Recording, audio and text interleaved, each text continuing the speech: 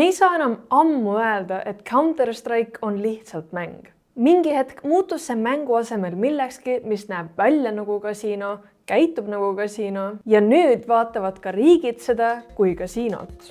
Tegime veidi aega tagasi põhjalikuma video Counter-Strike'i kastide avamise hullusest, aga põhjus, miks ma sellest neetud mängust jälle räägin, on see, et Valve ehk Steam'i omanik on jälle omadega kohtus. New Yorgis kaevati nad kohtusse sellepärast, et peaprokurör väitis, et mängusiseste kastide avamine on sisuliselt ebaseaduslik hasartmäng. Ja samal ajal Prantsusmaal, Saksamaal ja Hollandis on olukord juba muutunud. The era of cases is over. I wish I was joking, bro. Väga lihtsalt kokku võttes, mis asi on lootboxide avamine enne, kui me kohtuasjade juurde lähme. Sina paned päris raha Steam'i kontole ja ostad päris rahaga kasti ja võtme. Kastist võid saada paar senti väärt asja või ka näiteks 20, 100, 1000 või isegi 1 000 000 eurot maksva digitaalse vidina. Klikid ava ja siis sul hakkab ekraani peal jooksma justkui slotimasin ja lõpuks sa saad juhusliku eseme, millel võib olla mänguväliselt päris rahaline väärtus. Põhimõtteliselt paned raha masinasse, et saada juhuslik tulemus, mis võib olla väärt rohkem, kui sa sisse panid. Aga vaatame, mis seal kohtudokumentides huvitavat kirjas on. Pean tõdema, seal on päris mitu head märkust, aga mõne asjaga nad panevad veidi puusse ka.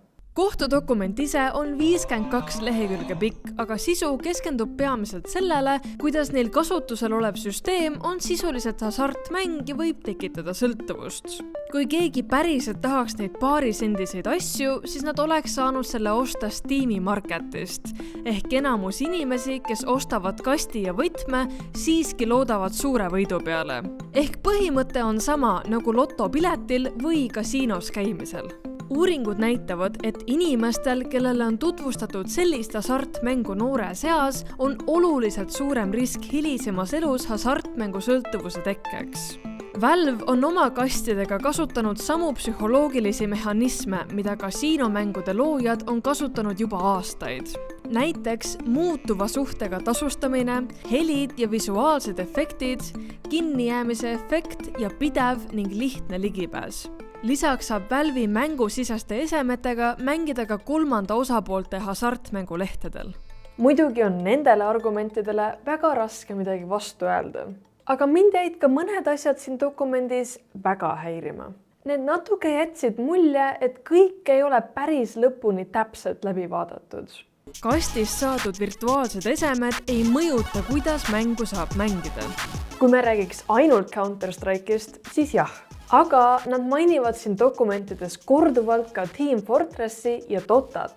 Ja nad käsitlevad Valve'i kastide süsteemi kui ühtset mudelit. Team Fortressis saab avada kaste, kus saab esemeid, mis päriselt muudavad mängu. Aga okei. Ja see pole ainuke koht, kus nad veidi mööda panevad. Tähelepanu reisijad! Lennujaamas on märgatud pesukaru. Veel pole teada, kuhu ta reisib, aga aprillis on kõigis Supertravel sihtkohtades reisinet 20% soodsam. Vabane kallist roamingust. Vaata super.ee/travel. Nagu on näidatud pildil, siis võib pöörlev ratas seiskuda just enne väärtuslikku ja haruldast eset. See visuaal jätab kasutajale mulje, et nad peaaegu võitsid.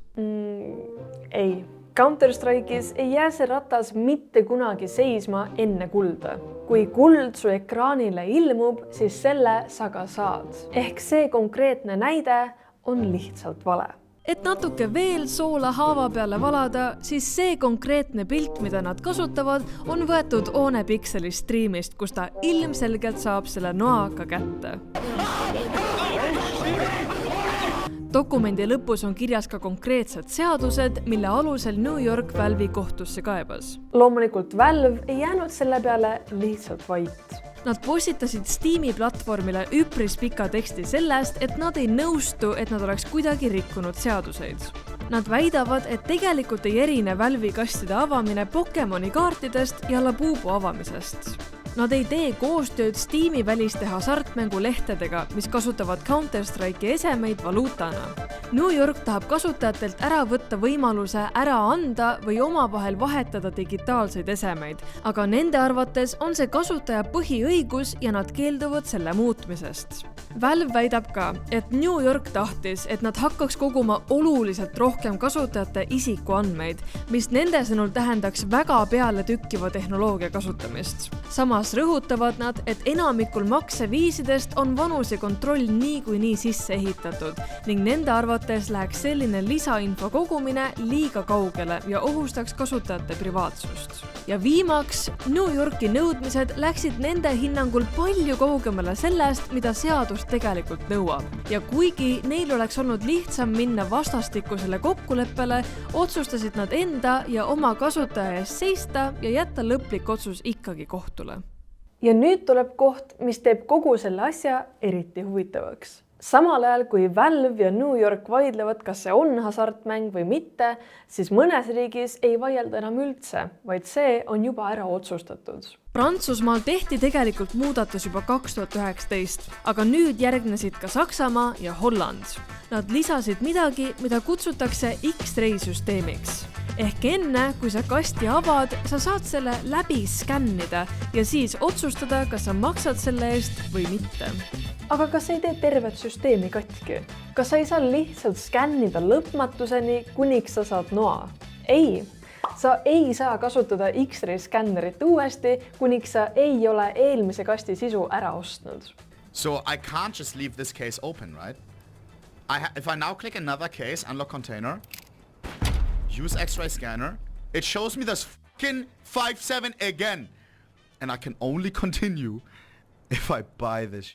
Ehk Valve leidis nii-öelda kuldse kesktee.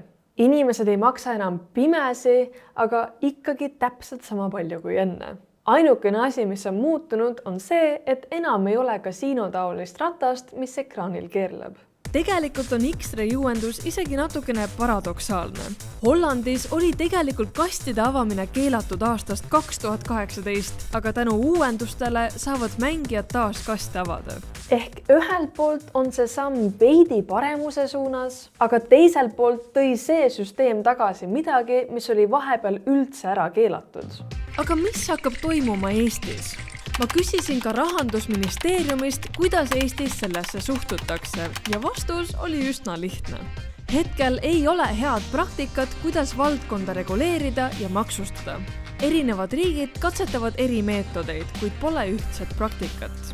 Jälgime, mis mujal toimub ja tuleme selle teema juurde sobival ajal tagasi. Ehk väga lihtsalt, keegi ei tea täpselt, mida selle probleemiga teha. Aga mis teie arvate? Kas see on üldse asi, millega riigid peaks nii paaniliselt tegelema? Kas Holland, Saksamaa ja Prantsusmaa tegid õigesti? Või peaks need kastid üldse ära kaotama?